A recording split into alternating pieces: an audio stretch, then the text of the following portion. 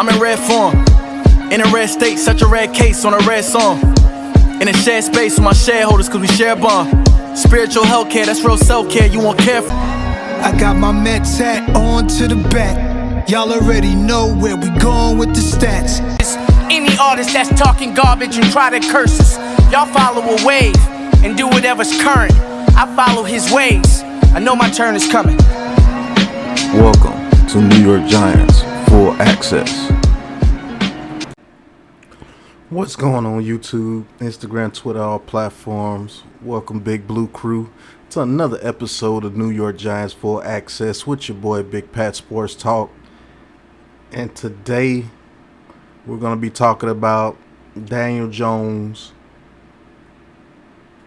and can he get over the hump against the NFC East this year and get his record above 500 against the NFC East. It's been brought to my attention, and we're going to listen to Colin Cowherd a little bit. Don't like the guy, but he brought up a point about Daniel Jones's NFC East record against the division, and he's 8-9-1 in his 4 years of playing against the division. 8-9-1. It's not a very good record, and I will say this, I will give them credit about that. He has to get this division record a lot better if we want to be dominant in the NFC, not just the NFC East, but the NFC. And in order to be dominant in the NFC, you have to dominate the NFC East, which teams have like the Eagles and Cowboys have done. They continue to go 4-2, 5-1 in the division. And we seem to always fall a little bit below 500, 2-4, 1-5. Last year, 1-4-1. So they have a point right there. We're gonna listen to them speak. You know, I'm gonna chime in. So let's get into it. As you can see, the New York Giants villain, he's on the screen. So let's go ahead and hear what this guy has to say about Daniel Jones's record against the NFC East. 8th highest paid quarterbacks are Mahomes and Allen, Stafford, Dak, and then Jones. Now it looks crazy. So there's a lot of things that worry me. He's 10 games under 500 is Daniel Jones as a starter. Yes, he is. His touchdown to interception ratio is under 2-1. That's not good. But the one that really jumps out to me, and is almost never discussed, he has a losing record in division, 8-9-1. And that's something, because as I'll show you, the difference between misses, capable, and stars is always that in-division record, or usually. So I'll give you an example. 2 quarterbacks we like but don't love, Kirk Cousins, Dak Prescott. That's very true. You do like him, but you don't love him. As you can see, Dak Prescott has owned the NFC East division. He's 27-7 against the NFC East, and Kirk Cousins with Minnesota over the years has been 17-10-1, which is not too shabby against your division. But let's listen to what more he has to say. In division, they're winning quarterbacks. Dak Prescott is 27-7. Well, he's a B-plus quarterback. Kirk Cousins with Minnesota. I beg to differ. As the guy, even with a coach he didn't like, 17-10-1. That includes against Aaron Rodgers twice a year. Those are good quarterbacks. Now let's go to great quarterbacks in division. Now, before we get into that, let's talk about Dak Prescott and Kirk Cousins. Yes, they do have winning divisional records against the NFC East and NFC North, respectfully. Let's look at the teams that surround them. Since Kirk Cousins, let's start with Kirk Cousins. Kirk Cousins, since he's came to the Vikings, he's had weapons around him. He's had a Dalvin Cook. He's had a Justin Jefferson. He's had a Stephon Diggs. He had Adam Thielen at one point in time. Always has had a good offensive line. Has been with the coordinator over there. Very good coordinators over there. since he's been there. He had Kyle Rudolph when he was in his prime. He had Irv Smith. Got T.J. Hockenson last year. Offensive line hasn't been in the bottom tier of the NFL since he's been there. Maybe 1 year when they had those injuries. But he's had a very good squad. And then you look at the teams that he's played against. The Bears, near the bottom of the league. The Lions, until this past year, near the bottom of the league. And then there's Aaron Rodgers. Bring up his record against Aaron Rodgers. He's got a couple of victories against Aaron Rodgers. But really, that was his only competition over there with the Vikings, with a very good squad and a very weak division. So Kirk Cousins, I kind of expect him to be pretty good in the NFC North with the talent that he's had around him. Very good defenses until this past year. Although they were very opportunistic last year. Kind of expect Kirk Cousins to do well. He's had a playoff-ready team since he's been with the Vikings. Let's keep it a buck. Dak Prescott, since he's came into the league, top running game every year just about. One of the top offensive lines every year just about. Top weapons every year just about. You kind of expect those guys to do good in their respective divisions. Against the Eagles, who, they're off and on. We haven't been playing. We haven't been good the past 10 years just about. And the Washington football team, or the Washington Commanders, they're Washington. So let's not act like these dudes are doing this incredible feat to beat on their divisions. Well, look at the squads they have around them. Look at, come on. Now, Daniel Jones, on the other hand, what has he had? Saquon Barkley, often injured. Most of the receivers that he's been throwing to are not even in the league anymore. And a bottom tier offensive line every year he's been in the league. No consistency at coaching, no consistency at coordinator, no consistency in the front office for 4 years. And he's 8-9-1. I think that's a pretty decent job considering the circumstances that he's been under. But let's continue on. Because they're only going to tell you these little stat things right here and bring up his $40 million per year. So I want to get to the nucleus of the situation. You compare Daniel Jones' situation and compare the division that he's been playing in. Let's compare players that he's played with. Let's compare coaches that he's played with. Let's compare. Tom Brady was 86-21. Big Ben rolled through his conference. Mahomes 27-3. All of those guys are Hall of Famers. All of them. But look at the consistency that all those guys have had around them. Tom Brady with New England only played for Bill Belichick. Ben Roethlisberger, after what's my man? Oh, I can't believe I forgot his name. But after him, it's been Mike Tomlin since he's been there. Patrick Mahomes has only played with Andy Reid. Look at the teams that they had around them. They had Super Bowl ready teams just about every year. Daniel Jones has never played with a roster that those guys have played with. He hasn't. What have the Broncos done since Patrick Mahomes has been with the Chiefs? What have the Raiders have done? What have the Chargers have done? Ben Roethlisberger, he had a pretty vicious path. But Tom Brady, the Bills, the Jets, and the Dolphins, they were no competition till later in his career. So let's keep it a buck, man. So let's just stop right there. So that's good quarterback to great quarterback in division. You're playing 5 games of your 17, used to be 16. Playing 6, sir. Against these teams. It's really been the most noteworthy part of Dak Prescott. Not his playoff games, not his stats. He's really good in division, and it gets him to the playoffs. But he doesn't win anything in the playoffs. What's the goal? Yes, being dominant in your division is one of the main goals of the season. I get that. But when you have teams that are Super Bowl aspirations year after year after year after year after year, and you've only won 2 playoff games, only one more playoff game than Daniel Jones, and you've been in the league double the amount of time than Daniel Jones, and you've had 50 times the talent around you that Daniel Jones has had, if you only have one more playoff victory than Daniel Jones. And Daniel Jones just got a very good coach this year. That says a lot to me, man.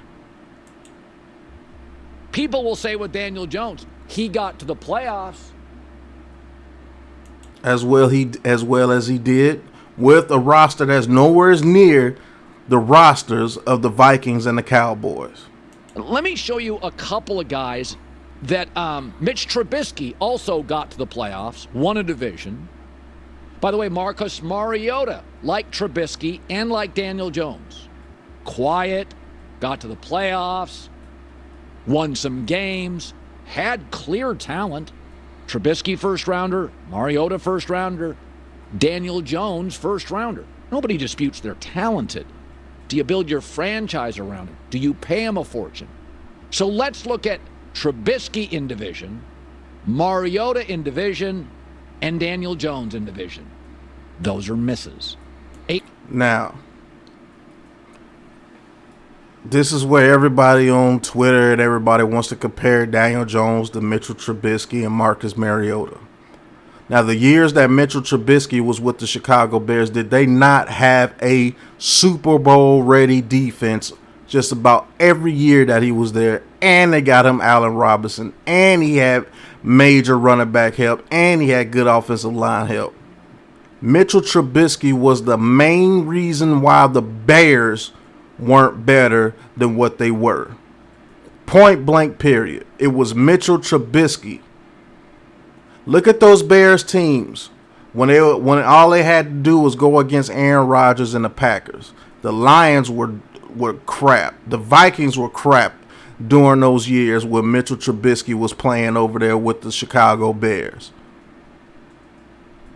2 totally different situations. Mitchell Trubisky had a way better nucleus around him than Daniel Jones ever had in his first 4 to 5 years.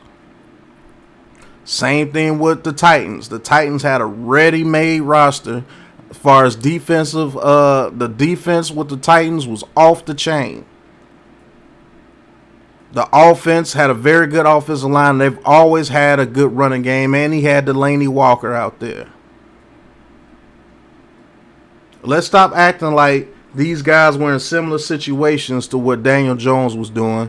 And Daniel Jones has a similar record to those guys. So that's more kudos to Daniel Jones because he has the same type record as those guys. And it's been in a way worse situation than those guys. Even last year, the best team that he's had around him, no offensive weapons out there besides Slayton. Everybody was still getting hurt. The defense was giving up the most rushing yards. Like, come on. We didn't have a Super Bowl ready defense out there. We had to ride Daniel Jones and Saquon Barkley's back out there to get that victory against the Vikings. So let's cut the bull crap, man. 2 totally different situations. Well, 3 totally different situations. And Mitchell Trubisky is the most egregious because he had the best team. That Bears defense was not giving up anything in those years he was over there. And Mitchell Trubisky turned out to be the main factor, the reason why the Bears weren't better than they were. And Marcus Mariota, when he was replaced by Tannehill, turned out that Tannehill was just better than what Marcus Mariota was playing with the Tennessee Titans. Facts of fact. In Daniel Jones' situation with the New York Giants, he has way less of the blame than what Mitchell Trubisky and Marcus Mariota had with their respective teams because their respective teams looked at them as the problem. Even the coaches that was here with the New York Giants went out on a limb. They didn't have to say anything about Daniel Jones, and they all said it's not that kid. It's not Daniel Jones. Dude is tough as nails, smart as hell, talented. Just didn't put crap around him, man.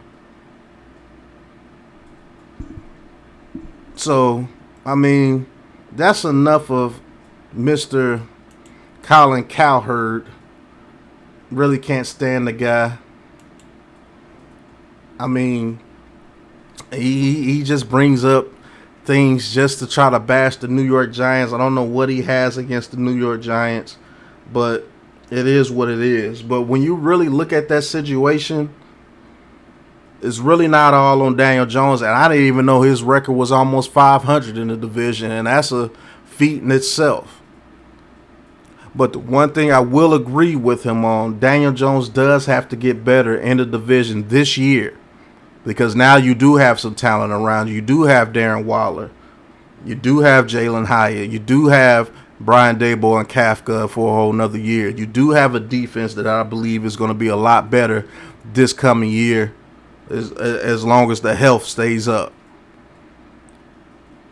So yeah, he definitely has some things that he has to do in the division. I'm gonna be honest with you. I'm looking for him to have, a 4-2 at least record in the division this year. Let's show some progress this year. I'm not gonna sit here and be like, well, Daniel Jones, he doesn't have to do that great in the division because the team. No, that excuse is pretty much gone this year, unless a bunch of injuries happen. He has some weapons this year. Saquon Barkley should be healthy again this year. We got a center. We got a right tackle. Our left tackle is good. I believe our left guard position is going to be good with Bredesen or Azudu. Glowinski is a little bit of a question, but shoot, you got Bellinger backing up Waller. You got Campbell. You got Slayton. You got Hodgins. You got Wan'Dale Robinson. Let's see what Bryce Ford Wheaton can do. And you got Kafka, and most of all, you got Brian Daboll again for another year. So I'm expecting big things from Daniel Jones this year, and I'm not going to sit here and excuse his record anymore in the division. That ship has sailed. I want 4-2 in the division. I want to beat the Washington football team twice like we always do. And I want to beat the Cowboys at least once and the Eagles at least once. Let's do that. Let's stop going over against our division rivals like the Eagles and the Cowboys. No, we got to get both of them this year. And we got a chance to do that week 1 this year, which I believe we will pull that game out opening night for the Giants against the Cowboys. So that whole situation with the Mitch Trubisky and Marcus Mariota, that's a bunch of horse crap, because those guys were in better situations than what Daniel Jones could have dreamed of. And those respective franchises pegged Marcus Mariota and Mitchell Trubisky as the problem with the franchise. That has never happened with the New York Giants and Daniel Jones. He has never been pegged the absolute problem of that team, and he's holding the team back. And if you really believe that, I don't know what's wrong with you, because look at the roster that was around him. Look at the roster that was around him.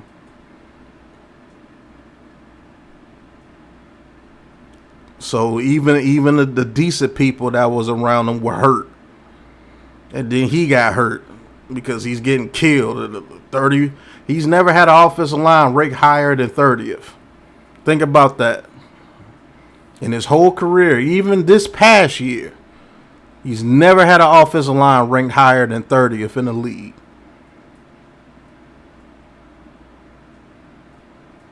But even with a half-decent receiving core last year, at least they gained a little bit of respect. You had to respect him a little bit going towards the end of the season. He made some things happen. And he finally got a coach that told him to use his ability to his advantage. And he did that, and we made the playoffs, and we won a playoff game. In the very first year, he had a little bit of stability around him. So, yes, I'm expecting big things from Daniel Jones. I want his division record to be higher than 500 after this year. No excuses. So, thank you guys for listening. Thank you guys for tuning into this premiere. Hit that like button, hit that subscribe button, hit that big blue join button if you want to support the channel. The Patreon will be coming soon. Exclusive content on the Patreon and exclusive content for membership members. We're going to be doing interviews with professional players, XFL, USFL, NFL Canada, things like that. Going to start getting those interviews pushed out for you guys. And it's going to be exclusive content, exclusive breakdowns. Man, it's going to be a fun season this season. And I will appreciate all you guys' support moving on through this season. Training camp's almost here, guys. And Big Pat Sports Talk is going to be ramping it back up. So, thank you guys for tuning in. And until the next time, you know what it is, man. Peace.